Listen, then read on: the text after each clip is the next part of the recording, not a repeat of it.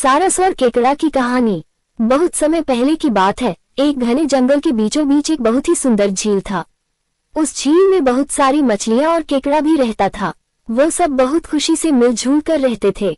लेकिन हर रोज उस झील के किनारे एक सारस आकर मछलियां पकड़कर अपना पेट पूजा करता था।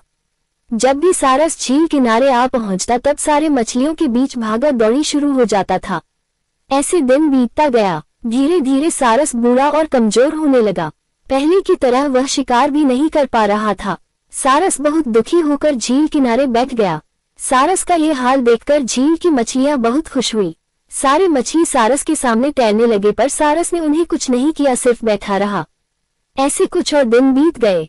सारस को ऐसे एक जगह बैठा हुआ देखकर केकड़ा सारस के पास आया और पूछा, भाई 2-3 दिन से देख रहा हूँ तुम यहाँ चुपचाप बैठे हो, एक भी मछली नहीं पकड़ा, खाना भी नहीं खाया, क्या बात है?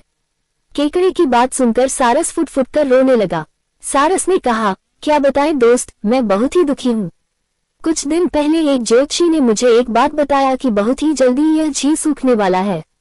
बिना पानी के तुम सब कैसे जी पाओगे? तुम सब मर जाओगे। तुम लोगों की मुझे बहुत चिंता हो रहा है, इसलिए मैंने खाना पीना छोड़ दिया। केकड़े ने कहा, क्या बोल रहे हो? ये तो बहुत गंभीर और चिंता की बात है, मुझे सबको बताना होगा। सारस की बात केकड़े ने झील की सारी मछलियों को बताया। सारी मछलियां और केकड़ा मिलकर सारस के पास गए और बोला, क्या बोल रहे हो, झील सूख जाएगा? तब हम सब कहाँ जाएंगे, क्या करेंगे? कोई तो उपाय होगा न बचने का। हम सब ने तुमको हमारा दुश्मन समझा, पर तुम तो हमारे दोस्त निकले। हम लोगों की चिंता के कारण तुमने खाना पीना छोड़ दिया। दोस्त, अब तुम ही कोई उपाय बताओ। सारस ने कहा, अच्छा लगा सुनकर कि तुम सब ने मुझे दोस्त माना है। एक उपाय है, कुछ ही दूर पर एक तालाब है। अगर तुम लोग चाहो तो मैं एक एक करके तुम लोगों को वहां छोड़ सकता हूँ। सारे मछली मान गए और कहा, ठीक है ठीक है। तालाब में पहुंचाने के लिए अगले दिन से सारस एक एक मछली को अपनी चोंच पर लेकर जाना शुरू किया। ऐसे कुछ दिन बाद केकड़े की बारी आई। सारस केकड़े को लेकर रवाना हुआ। कुछ दूर जाने के बाद केकड़े ने सारस को पूछा, भाई ये तालाब और कितना दूर है? केकड़े की बात सुनकर सारस हंसने लगा और कहने लगा, तालाब? कैसा तालाब? यहाँ कोई तालाब नहीं है। मैं तो खाने के लिए तुम सबको यहाँ लेकर आ रहा हूँ। इतने दिनों से मछली खा खा कर बोर हो गया हूँ, आज बहुत मजा आएगा तुमको खाकर।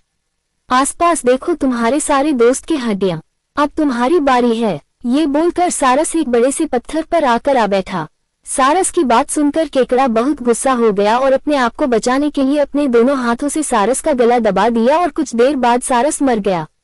फिर केकड़ा अकेले झील वापस आ गया और बाकी मछलियों को सारस की चाल के बारे में बोला और कैसे उसने सारस को मार डाला ये भी बताया।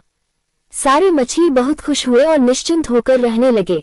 इस कहानी से हमें ये सीख मिलती है कि हमें हर काम सोच समझकर करना चाहिए और किसी की बातों में नहीं आना चाहिए।